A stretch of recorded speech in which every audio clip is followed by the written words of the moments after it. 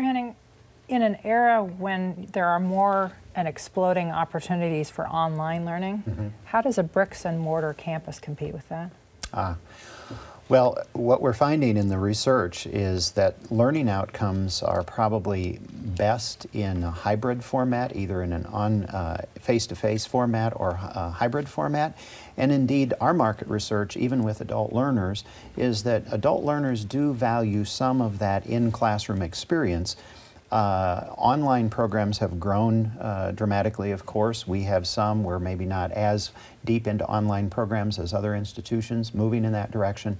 But what we have learned in higher education is that the learning outcomes and even the student preferences is that there is some in-classroom experience. So the hybrid format is really emerging as a way to go.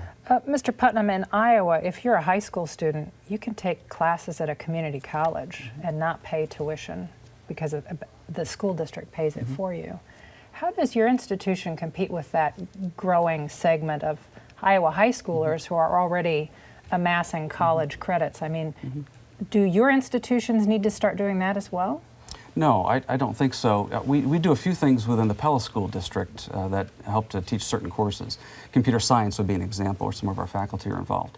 But the courses that students are taking when they're in high school are not necessarily the equivalent of what they get when they're in college, because the student is different. See, a 17-year-old, or even a 16-year-old in some cases, is not the same as a 19 or a 20-year-old taking a class. So we have to be mindful of that and how we receive those credits, and where students have a sequence requirement, let's say chemistry or science, it can become a real issue to try to make sure they're prepared for the courses that are to come. So we receive those credits having reviewed them carefully.